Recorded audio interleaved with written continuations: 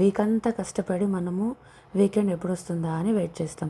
Weekend వచ్చిన తర్వాత enjoy చేద్దాము, ఏదైనా బాగా రెడీ చేసుకుందాము అనుకునే లోపు మళ్ళీ వీక్ డే స్టార్ట్ అయిపోతుంది. So this is a routine process. But okay, ఈ వీకెండ్ ఏదైనా స్పెషల్గా వెరైటీగా చేసుకుందాము అని అనుకుని రవ్వ దోశ ట్రై చేశాను. So let's get in to the video. ముందుగా మనము ఒక కప్పులో 1/4 కప్పు బొంబాయి రవ్వ, తర్వాత 1 గ్లాస్ ఆఫ్ బియ్యం పిండి రైస్ ఫ్లోర్, అండ్ అదే మెజర్మెంట్తో 1/4 కన్నా కాస్త తక్కువ మైదా వేసేసుకొని బాగా స్టిర్ చేసుకోవాలి. అండ్ దానిలోనే కాస్త పెప్పర్ పొడి వేసుకోవచ్చు, లేదంటే నార్మల్ పెప్పర్ అయినా వేసుకోవచ్చు.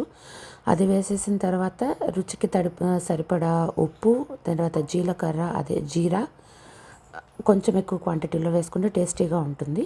సో కొంచెం ఎక్కువ జీరా వేసుకొని మనం అది దాన్ని కలిపేసుకొని పక్కన పెట్టేసి ఆనియన్స్, అల్లము అండ్ పచ్చిమిరపకాయలని మనము కట్ చేసేసుకొని ఇలా సన్నగా తరుక్కొని పెట్టుకోవాలన్నమాట.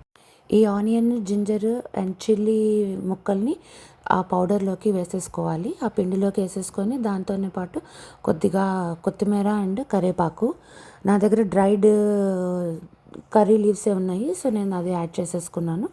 దాంట్లో మరి కొద్దిగా కొంచెం ఎక్కువ క్వాంటిటీ ఆఫ్ వాటర్, రవ్వ దోశకు తెలిసిందే కదా, నీళ్ళు ఎక్కువ పోయాలి. బట్ ఫస్ట్ ఏంటంటే పిండి నానే వరకు ఆ వాటర్ని పోసి స్టిర్ చేస్తామంట. మరీ వాటరీగా అప్పుడే పోసుకోకుండా కొద్దిగా ఎక్కువ వాటరీగా ఉండేటట్టు పెట్టుకున్నాము.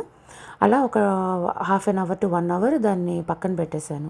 ఎలాగో చట్నీ అవి చేసుకోవడానికి టైం పడుతుంది కదా అని చెప్పేసి దానికి రెస్టింగ్ టైం ఎక్కువ టైం ఇచ్చాను అనమాట రవ్వ దోశ పిండికి. అండ్ ఈలోపు చట్నీ రెడీ చేసేసుకుందాం రండి. సో ఒక కడాయి పెట్టేసుకొని దానిలో తిరగమాత అంతా వేసేసుకుంటాము. తిరగమాత అంటే ఎవ్రీథింగ్ మనం జనరల్గా వేసుకునే మొత్తం పోపు అంతా వేసుకుంటాం. ఎక్కువగా ఎండుమిర్చి వేసేసుకుంటాం అనమాట. అది తర్వాత దానికోసం మనము ఆనియన్స్ తరుక్కొని పెట్టుకున్నాము. ఆనియన్స్ ఆ తిరగమాతలో వేసేసి మంచిగా ఎర్రగా రెడ్ కలర్లో ఫ్రై అయ్యేది వరకు ఉంచుకొని తర్వాత దానికి సరిపడా మనం టమాటాలు వేసుకుంటాం. ఇక్కడ ఏంటంటే మనం టమాటాలు ఎక్కువ వేసుకొని చేసుకోవాల్సినంత అవసరం లేదు. సో మామూలుగా తక్కువ టమాటాలు వేసేసుకున్నా కూడా నీకు బాగానే వస్తుంది గ్రేవీ లాగా. అదంతా ఉడికేసిన తర్వాత కొంచెం సరిపడా సాల్ట్ అండ్ టర్మరిక్ వేసేసుకొని మిక్సీ పెట్టేసుకుంటాము. ఆ తర్వాత చూసారా ఎంత బాగా వచ్చేసిందో టమాటా చట్నీ. అండ్ రవ్వ దోశ కూడా పిండి రెడీ అయిపోయింది. సో ఇట్లాగా మనం పెనం మీద వేసేసుకొని రవ్వ దోశని కాల్చుకొని చట్నీతో తినేసి యమ్మీగా వీకెండ్ని ఎంజాయ్ చేసేసాం.